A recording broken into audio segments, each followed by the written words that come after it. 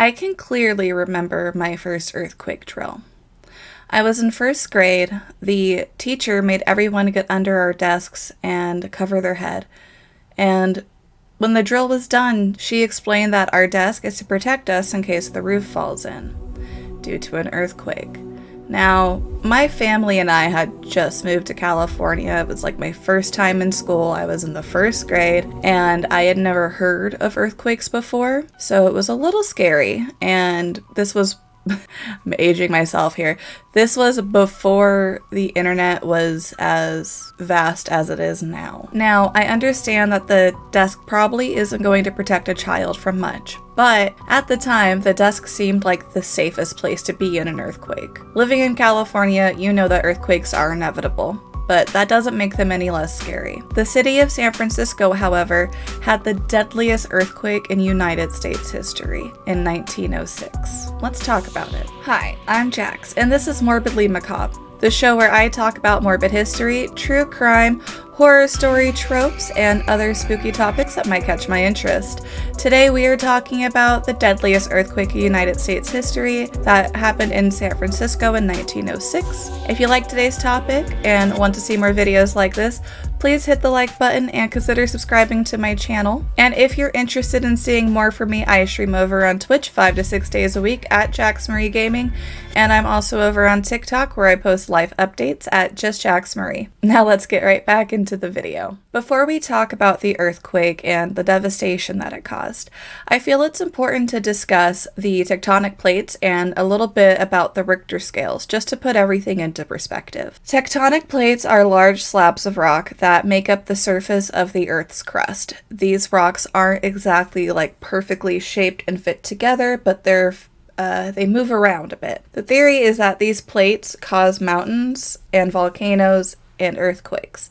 Under California, there's two of these such plates, the North American plate and the Pacific plate, which makes up what is known as the San Andreas Fault. When these plates rub together at the fault, they cause earthquakes, fissures, and landslides, and they change and shape the landscape of California. The Richter scale is how the strength of the earthquakes are measured. Developed by Charles Francis Richter with Benno Gutenberg, the Richter scale, or the Richter-Gutenberg scale, uses logarithms to determine the magnitude of earthquakes. Now, I am not great with math, but there is a very complex mathematical equation that I will be posting on the screen here. But basically, it ranges from 1 to 1.9, which is considered a minor earthquake, to 9 to 9.9, which is considered extreme. The last one was a 9.5 earthquake in Chile. Our estimates of the San Francisco earthquake are just estimates because the earthquake occurred in 1906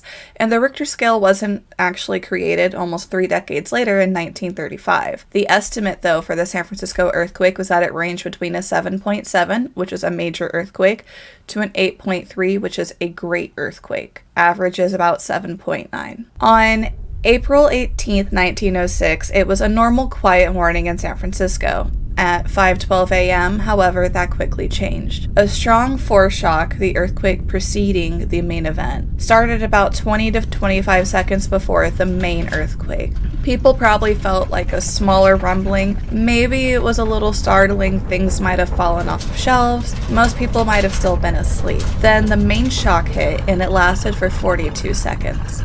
There were many aftershocks, and actually it created more earthquake events around the fault. To say this earthquake was devastating feels almost like an understatement. The earliest death counts ranged between 375 to 500.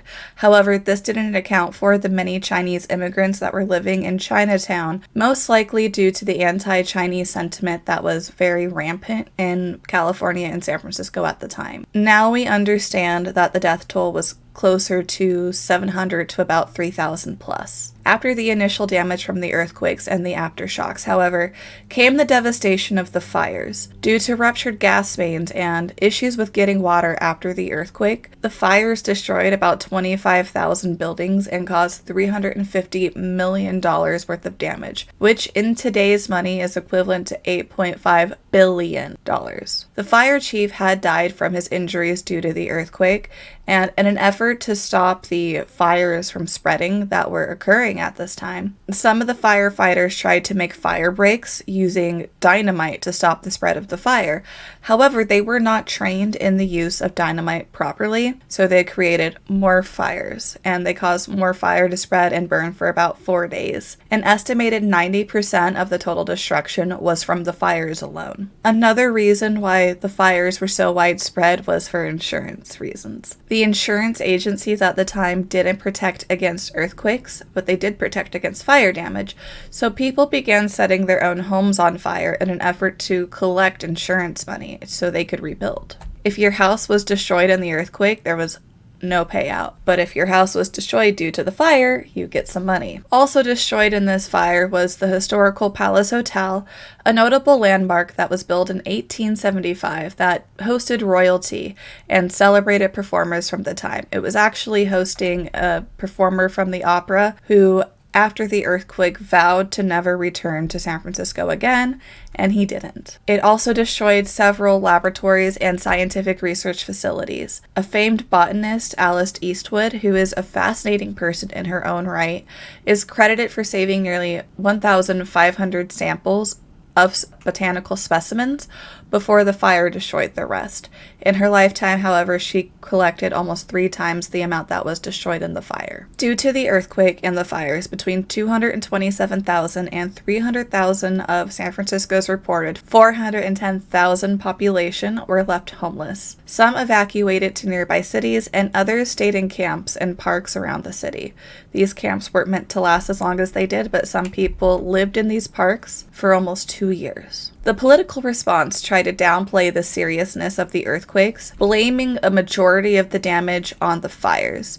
In fact, in the first press release from the San Francisco mayor at the time, they didn't even mention the earthquake, for fear of losing outside revenue and investments. Rebuilding was quickly planned and done, which is important since San Francisco was and still is one of the most important financial, commercial, and cultural centers of California. Thanks to international support and fundraising and aid that was provided to San Francisco, people were fed, and some people, mostly the rich, were housed once again. Insurance payouts were between $235 and $265 million and led to changes in how the policy was written to ensure that people were covered if an earthquake caused fire again. They didn't cover earthquakes yet, but my current insurance policy does cover earthquake damage. The new law for how insurance companies covered policyholders in California was called the California Standard Form of Fire Insurance Policy, and it was enacted in 1909.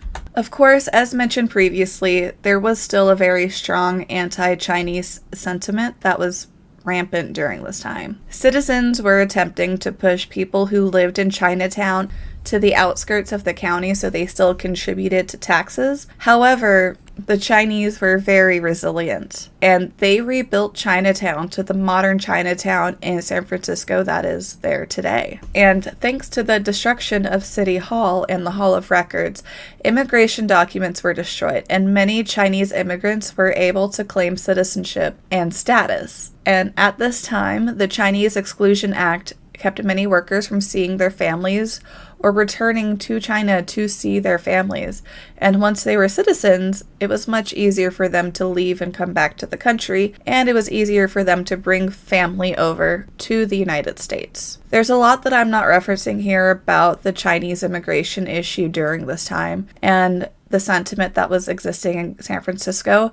It's a lot of history and details that I feel like I can't accurately get to in this video, so I may make a video about it at a later time. If you ever find yourself in San Francisco, I do recommend visiting the Museum of the City of San Francisco. They have an amazing exhibit that shows photos of the city before, during, and after the earthquake and the destruction. There's also the California Academy of Sciences that had an earthquake simulator called the Shake House, but they no longer have that exhibit on view. But there are some great videos and resources over on YouTube that do show the effect of the Shake House. Well, that's all I have for you today. Thank you so much for joining me. Remember, if you liked today's video, please hit that like button. If you want to see more from me, please consider hitting that subscribe button, and please leave your topic ideas in the comments below. I do read my comments and I appreciate any ideas that come my way. Next episode is going to be about another very devastating fire that did occur in the United States called the Triangle Shirtwaist Factory Fire. I stream over on Twitch 5 to 6 days a week, and I hope you all enjoyed today's video. Thank you so much for watching, and as always, stay curious. Goodbye.